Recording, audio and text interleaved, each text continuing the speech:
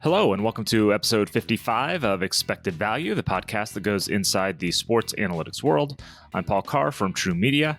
As we all know and talk about a lot here on the pod, communication is vital in the analytics space, especially when relating stats and advanced numbers to people who are less familiar with the data. And since communication is the main job of a sports journalist, we wanted to have one on to discuss using stats and stories. So, today's guest is Kalyn Kahler, a senior NFL writer for The Athletic. As she'll explain, Kalyn has a traditional journalism background and also likes to use numbers in her stories, so I wanted to pick her brain about using and communicating that data well. In this conversation, Kalyn and I will talk about her journalism path to where she is today, her general approach to using stats in stories, deciding on the right amount of stats to include and how to incorporate them from a writing standpoint, how data usage has evolved in journalism, how people looking to enter the media field should study data, and of course, the upcoming Super Bowl. Then Sergio de la Espriella will join me to react and wrap things up. Without further ado, here's the Expected Value conversation with The Athletic's Kalyn Kahler.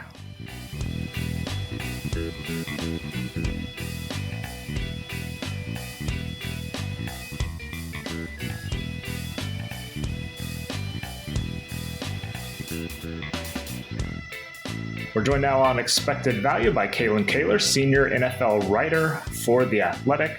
Kalyn, welcome to the show. Let's jump right into the Super Bowl coming up this week. What's most exciting for you about getting to head to Arizona and cover the Super Bowl?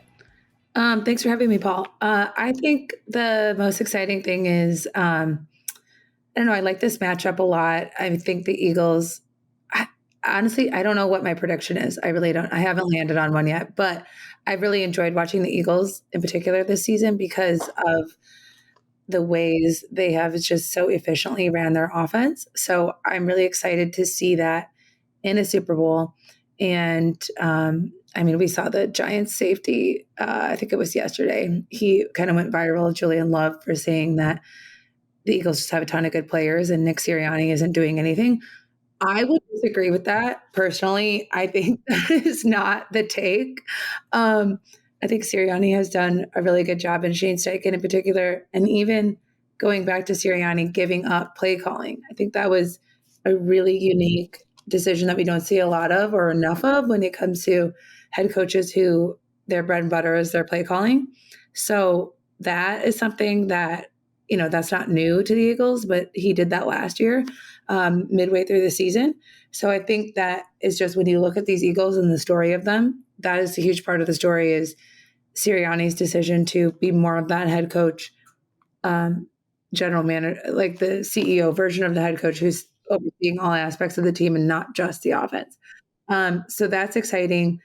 I'm trying to think. Other than that, I haven't been to a Super Bowl in 2 years, so I think I'm just excited to go. And this is probably the first normal one with regular in-person availability and, all of that, since COVID 2 years ago. So that's just exciting to see and have normal, we'll be able to go into the locker room. So I'm excited for weird stuff like that, going into the locker room, because at the last Super Bowl I was at, the Niners lost, and I volunteered myself to do the losing locker room story because that's my favorite thing. So I went to the losing locker room, and it was just really interesting. Nothing crazy happened, but it's just really fun. And it's interesting to observe what happens when you lose a Super Bowl, because you got so far and you failed. And it's just interesting to see humans in that moment. And obviously it's sad for them, but it's just a unique situation. So I'm excited to go back into the locker rooms mainly. Yeah. I live here in Kansas, so I'm surrounded by Chiefs fans and stuff. And it's interesting that there's confidence and trepidation at the same time. Obviously this offense is great, but at the same time, Mahomes' ankle, they have no receiving core that's healthy. The defense has been playing better. Philadelphia also has a really good offense that's been a machine. So they're not overconfident, but you still have confidence. But they're not scared, but they're wary. So it all adds up to it's a 1-2 point spread.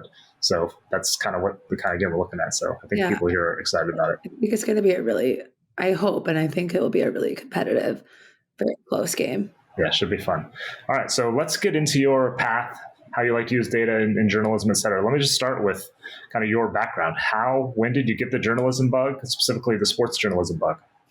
Yeah, I only could really write. Like that was pretty much the only thing I was able to do in school, and the only thing I liked. I really hated like pretty much every other subject that wasn't like English or history.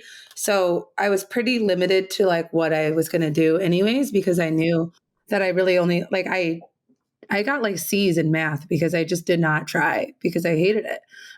So I was definitely like that kid who was like, good at school, but not good at all school, just like certain parts of school. So journalism was very easy for me or to land on because I really was only good at one thing and I knew I was going to do something with writing. And I also really liked sports and I subscribed to Sports Illustrated growing up because I was a big NFL fan, used to be a Chicago Bears fan. And so that was really a natural thing. And then I went to Northwestern, and part of the reason I went to Northwestern is because I wanted a good journalism school, but also Division I college sports. I wanted to be like at a place with like real sports that mattered and had good opportunities there, which was a great choice because then I worked in our athletic communications department as my work study. And I was also a cheerleader there. So then I was basically like every single day I was like doing something related to sports. If I wasn't cheering at a game, I was working at the game. And like there was one weekend where I was literally, it was like Thursday night volleyball, Friday night, I think there was maybe another volleyball game or something on Friday night. Saturday, I was cheering the football game. Sunday, this was like in November, so basketball season was just starting. So then Sunday, we were cheering the basketball game. So it was like literally like 4 days in a row of just like sports activities. So that's what really got me into it. Then I went to Sports Illustrated after college, and that's where my career started. Yeah, I was just going to say, so after going to Medill, Northwestern, what was the basic, path? Seems like just kind of, progressing along through your career. What was your basic path to get where you are today at The Athletic? Yeah, I was at SI for 5 years. I started as an editorial assistant to the MMQB, which was it still is the name of the NFL website there, but at the time it was run by Peter King. And Peter had started like his own website at Sports Illustrated that was just dedicated to NFL coverage. And we had a really, really good team. Joni Ventus was there, Robert Klemko was there, Connor Orr, he's still there. It's a really good editors, Matt Gagne, Mark Moravik, Gary Gramling, Peter. And Peter, I started off as an editorial assistant, and part of that was like being Peter's personal assistant. So that was really a fun way to come into the business because he obviously is like at the top of the game and has been covering the NFL for, more than 30 years. So he's got so much experience. And so I learned a lot from him. And then after that, I got laid off in 2020. And by that time, I was a staff writer, but I got laid off. And then I went to Defector, which was really awesome. If you're not subscribed to Defector, you need to. They have some amazing, really smart and like different type of sports coverage, and also coverage that's not just sports. Like they'll write about anything. And I really miss that aspect of working there because you could write a personal essay if you wanted to. You could write about, like I did a travel blog after I went on vacation and had like a fun experience. And so really the Defector has everything you could really ever want to read: politics, culture, mostly sports. So I was there for a year and a half. That was an awesome experience. Then I went to The Athletic this past September. One of the things we noticed, among a lot of writers at The Athletic who like to use our site to research stats, incorporate them into stories, spawn stories with them, whatever it might be. So what's your just general approach to using stats in stories, whether it's advanced stats, basic stats? What's your general approach to that? Yeah, so True Media, I've never had access to True Media until The Athletic. And I know that ESPN has it too. And I'd always be jealous because I would see them tweeting things that like I could not look up. And I was like, that's really annoying. I'm definitely a very specific stats user. Like I do not go onto True Media every day and like look at what's going on. I use stats when I have a very specific question. And most of the time, the stat that I'm looking for doesn't actually exist. And I have to like filter to create it, which is cool. And that's why it's really cool to have True Media, because before, like there's at least 2 stories I wrote this year that I could not have written at another place that doesn't have True Media because the stat does not exist. Like one was quarterback sneaks, and we had to create that stat because it doesn't, different, there isn't like a hard and fast definition of what a quarterback sneak is. So we had to sort of say, okay, it's a quarterback designed run under center with less than 2 yards to convert. Some people might say just 1 yard, but that wouldn't be accurate because there are several that are more than 1 yard. Right. The old Tom Brady 5-yard sneak. Yeah, especially with the, distance to first, even being away. Yeah. And the Eagles have had several like 2 yards out for this season. So that was a story. I looked at how the Eagles have like really exploited the quarterback sneak and would not have been able to do that without being able to like filter this exact report. So that was really cool. And then there was another one I did earlier this season where I was noticing a bunch of teams would run plays out of shotgun with like less than a yard to go. And everybody was getting really mad about it. And so I wanted to, because a lot of them weren't working, but I was like curious what the success rate actually was in those situations. So that was cool because again, like last year when I wasn't at the Athletic, I would not have known how to figure that out. Wouldn't really have had a resource to be able to do that. So I was able to look at the data there, and it actually ended up exonerating a lot of the teams that run plays out of shotgun with less than a yard to go, because the success rates were like pretty simple. There wasn't a huge difference between under center and shotgun. So that was really interesting too. And that got people riled up because everyone likes to complain about it, but it's an okay coaching decision. Right. Okay. So it sounds like, you tend to let the, story lead you to a number, something like that, rather than maybe the stats spawn the story. And you can do it both ways and both can be effective. It sounds like you're a little more in the have the story and then find the supporting information for it. Would that be fair?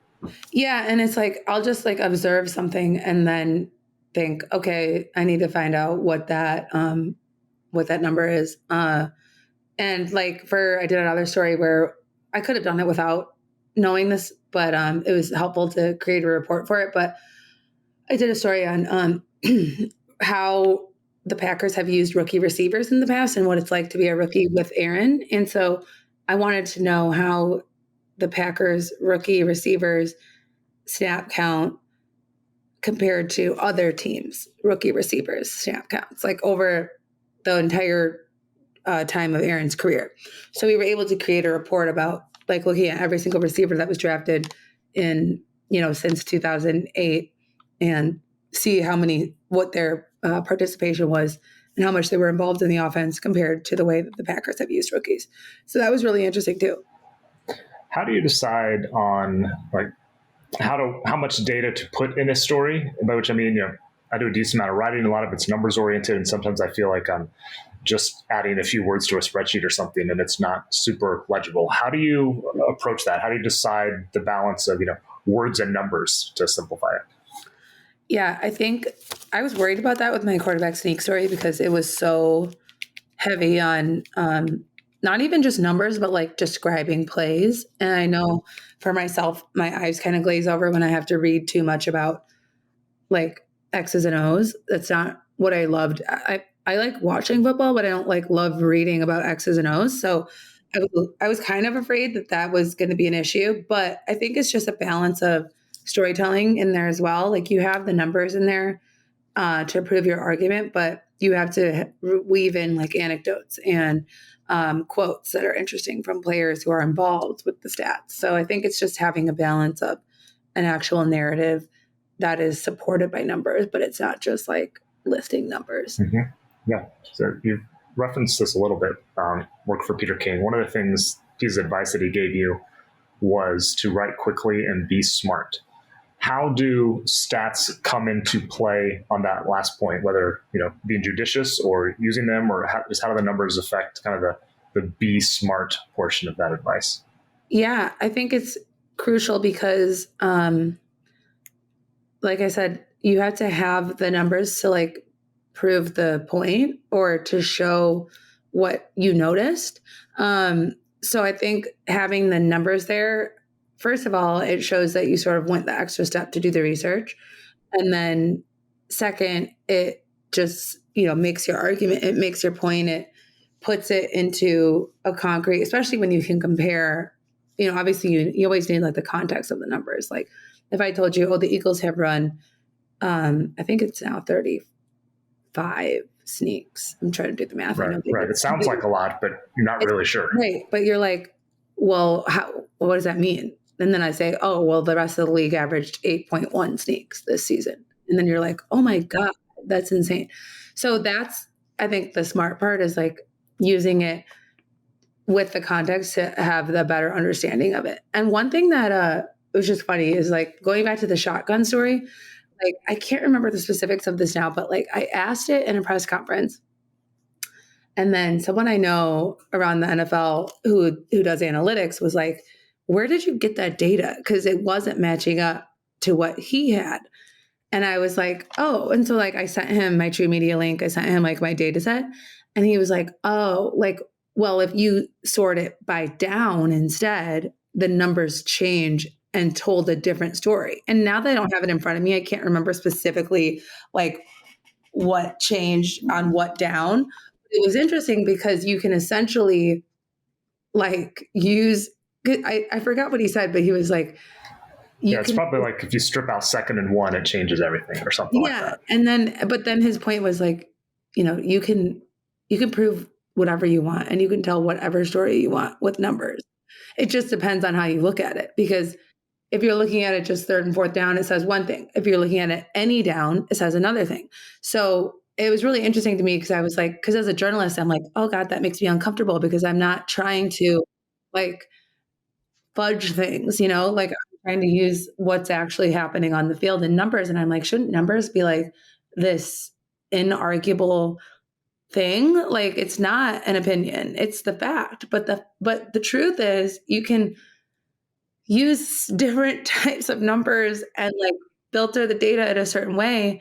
And it does tell a different story. And I was like, oh my God. So I had kind of like a revelation earlier this year where I was like, wow. And then this guy was like, well, that's why data is so fun, because you can play around with it and do a bunch of different things. And I was like, I guess, I don't know, I'm uncomfortable. I used to, when I was at ESPN, I used to work on a show called Numbers Never Lie. And part of the premise is, each side of the argument has a number. And as the researcher, I was like charged with finding the number to kind of support both sides of the argument, exactly. Which it definitely kind of makes your head spin, and you slice and dice in different ways, and there's issues with each way of doing it, and it's a weird thing that just takes a lot of time to kind of you got to know what you're looking for, know what you're trying to figure out, and be as contextual as possible, I guess. Yeah. How have you seen, in your journalism career, how have you seen the use of data in journalism evolve? Because I think from NFL, Major League Baseball, whatever sport, we've seen data explode with StatCast and NGS and all that. How have you seen that change over the course of your journalism career from that media perspective? Yeah, I think a lot. I've mostly just covered the NFL in this time period. So, there's the next gen stats, which nobody really knows what is being done with those in terms of like. Right. They're mostly proprietary to the league and teams. Yeah. So there's next gen stats, which is tracking everything with the players, and also the football, which they hopefully someday they will be able to implement actual purposes for the chip in the ball. But I know that it's very hard to do that. So that's interesting because it just seems like, there's more data points that the league is collecting in general, but then also, teams are hiring a lot more people to work within data and analytics roles. That's really exploded over the last 5 years. I would say every team has multiple employees in those divisions now, where it used to be you had one if you had one. So that's really fascinating. And I think broadcasters are very slowly coming around to implementing analytics into their broadcast. So recognizing oh, that wasn't a good punt. Let's talk about it.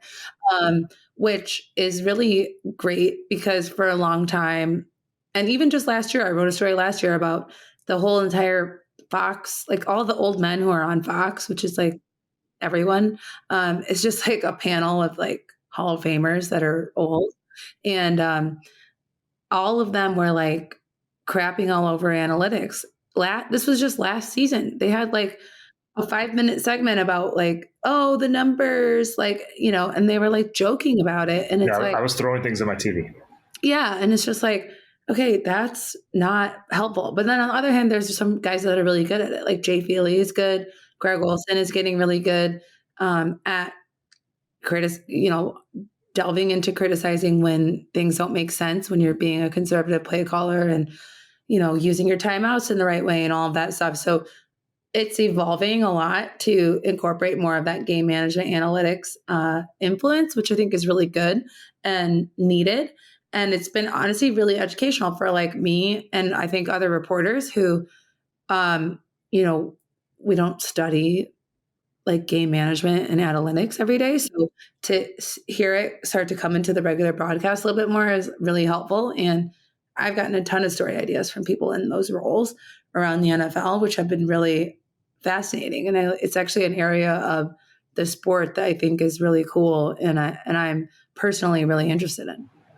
You mentioned just the difference kind of media, not necessarily studying numbers as part of that training. For someone in school or looking to maybe break into the sports journalism media field, you recommend any certain approach from an academic standpoint of how to approach data or study data or something like that, whether it's classes or whatnot? What would you kind of tell someone who's trying to get into the space as it changes?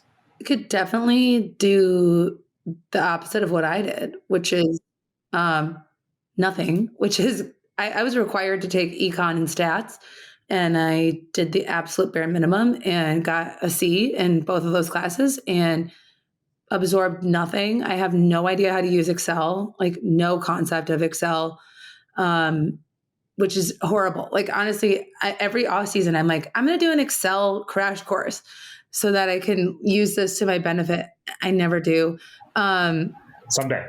Yeah. So I would say like take your stats class and take it seriously. And don't just do it because it's a prerequisite to graduate.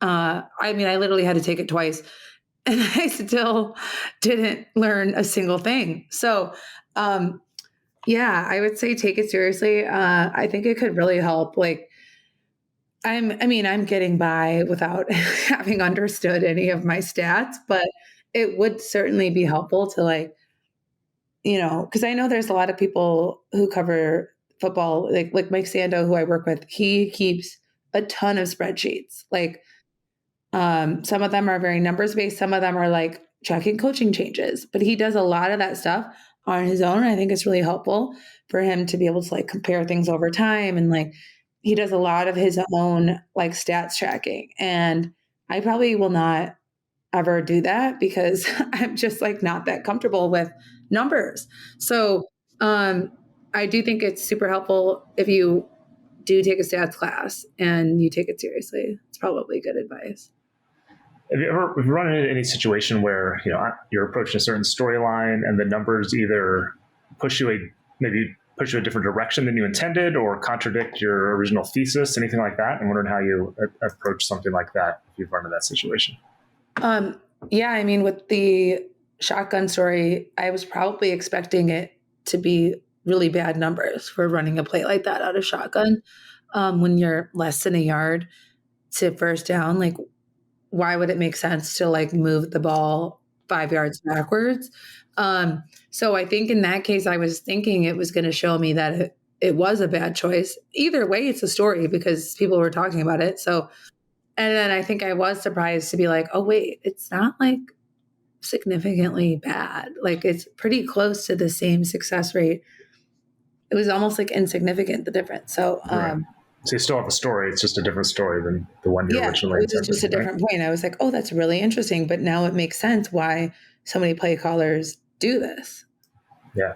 Any stories from dealing with a coach or a player who, whether you bring up a stat or it's something you wrote and they see a number and they have an opinion or, not a run-in, but just curious, an interaction that's kind of based on numbers that you bring up or put in a story?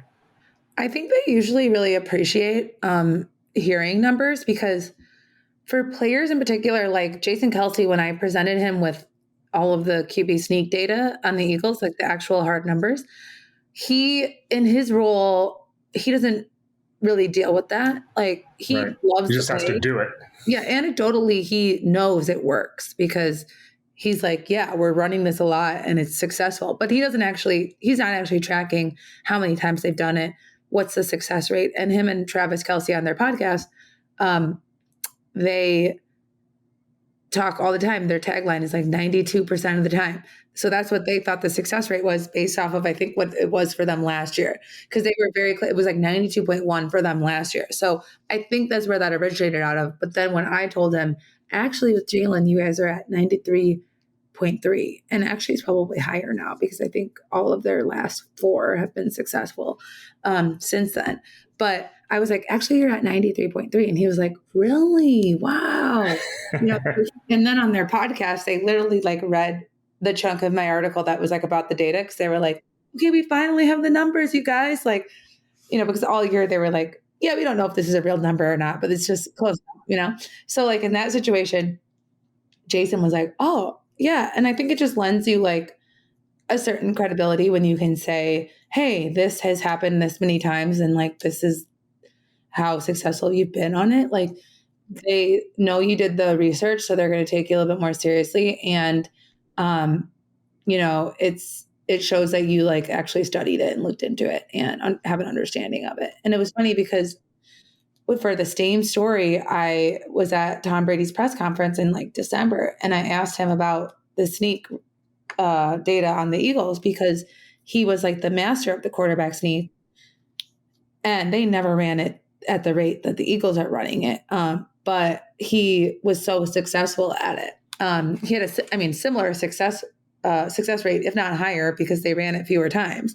But so I just wanted to know, and he's such a football junkie that I figured he was probably paying attention to what other teams are doing, particularly on this play that he had been so good at.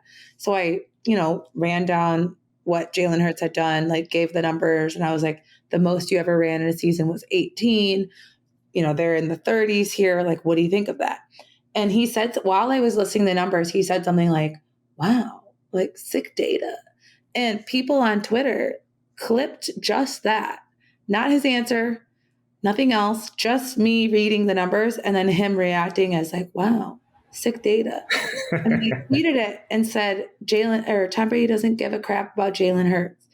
And I was like, that's not what happened at all. Like he was genuinely reacting. Like he doesn't show a lot of emotion. That's not like his style of speaking. So he was just like taking in what I was telling him.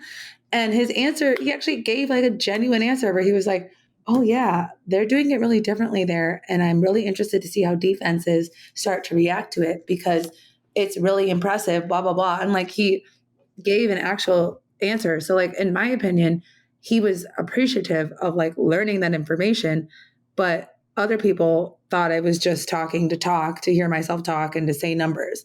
So that was kind of an interesting. Just like we said with the numbers, context being important. Obviously, it's important from a words and a journalistic standpoint too. Let me finish up the main portion of the interview here. Just pick out something that's very non-data. But what was it like learning the Ickey shuffle from Ickey Woods? That was cool. That was like 5 years ago now. No, more than that, 7. That was 2015. 7 or 8 years ago. That was the 15th season. We did like a Super Bowl road trip. It was Super Bowl 50 that year. So we did a Super Bowl road trip from New York to San Francisco and stopped at different Super Bowl, things. Things. So we found Ickey and he taught us the Ickey shuffle and it was fun. He's a very loud man. All right. We'll finish things up with our playing favorite segment here. Just a few quick hitters to get you out of here. What's your favorite number, your lucky number, and why? I hate even numbers.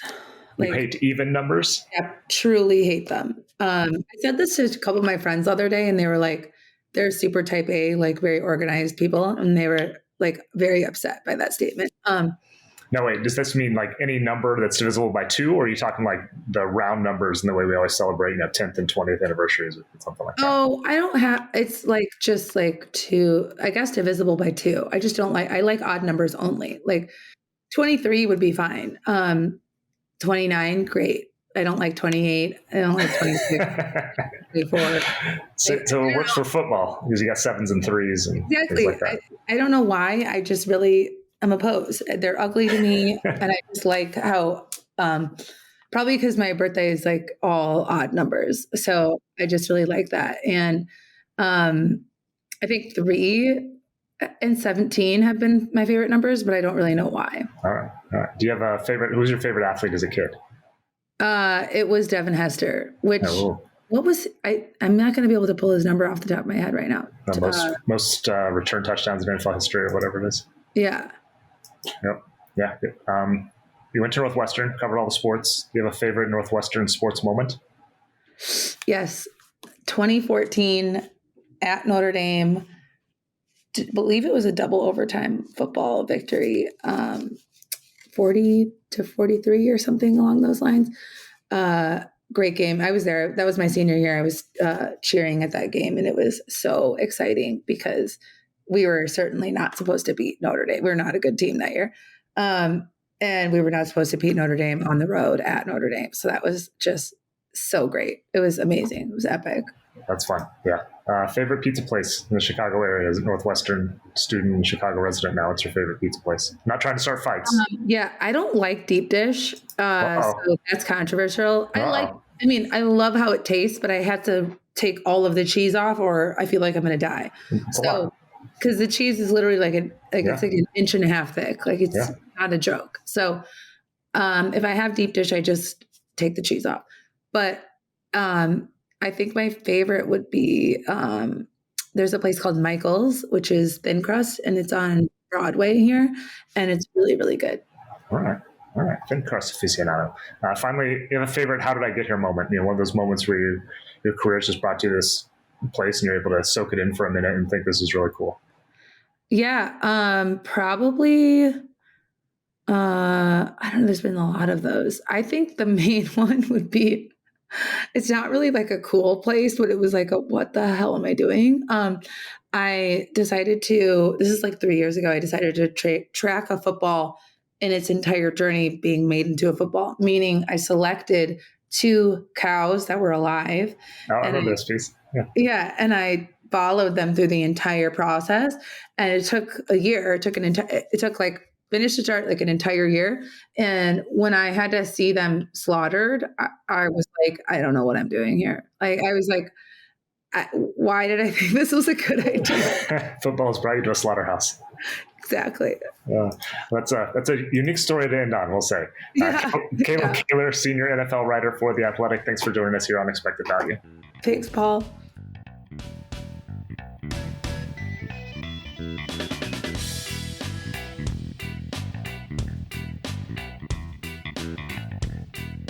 Back in the True Media studios, I'm Paul Carr. Thanks again to The Athletic's Kalyn Kahler for joining us on the show.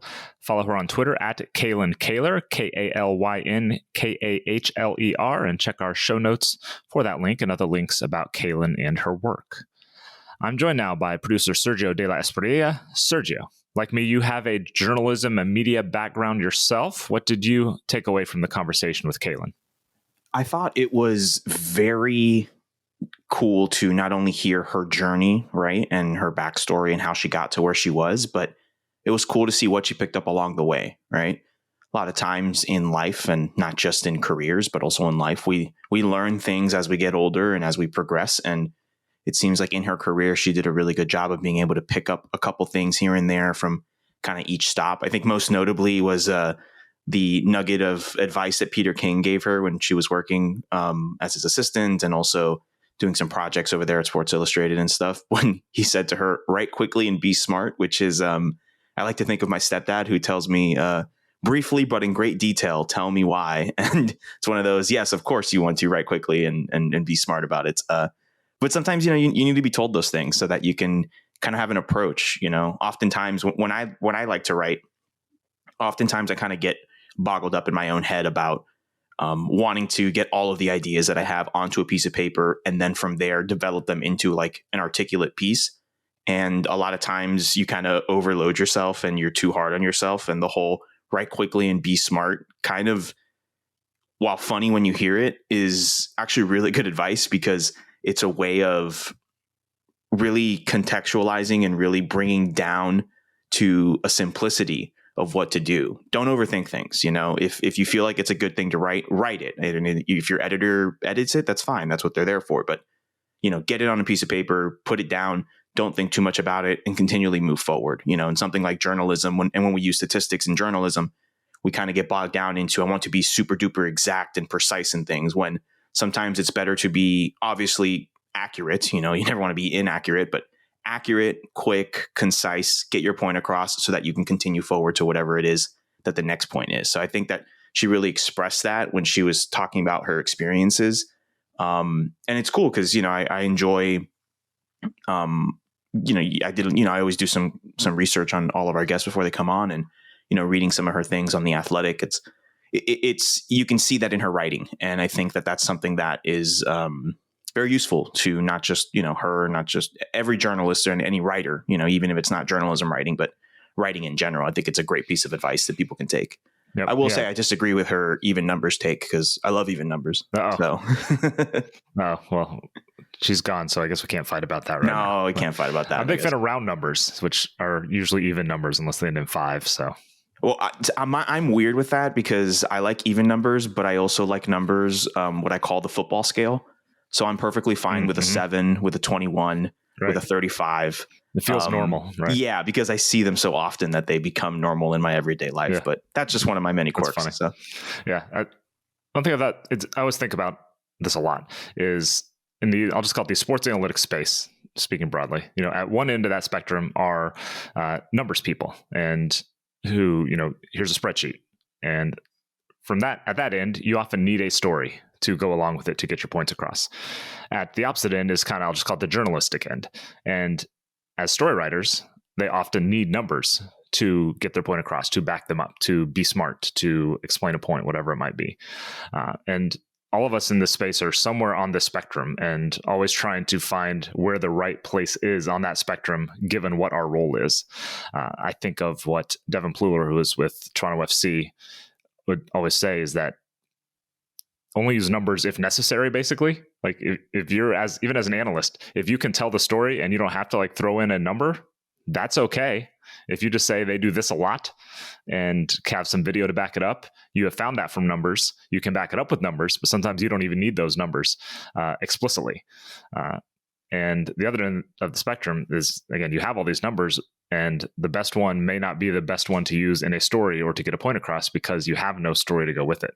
This would happen on TV a lot at ESPN, where the best note after a game might have something to do with a outside linebacker who did something that was rare. That's might be nice, but if you're SportsCenter and you have 30 seconds to talk about the game afterward, you don't really care about that. You want to know what the best quarterback number is, because that's what you're going to talk about and lead into your analyst who is a quarterback or something like that.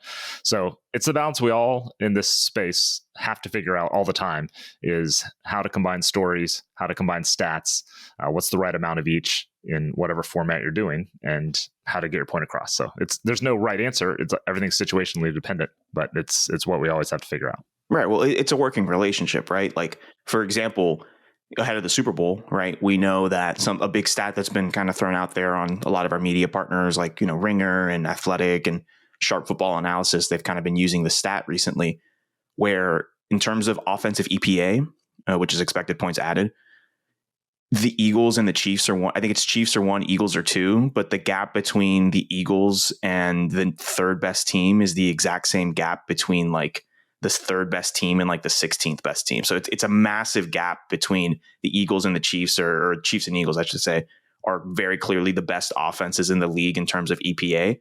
But without the context of the story, right, going into it, without the narrative of, oh, we're going to watch these two offenses, then that stat means nothing.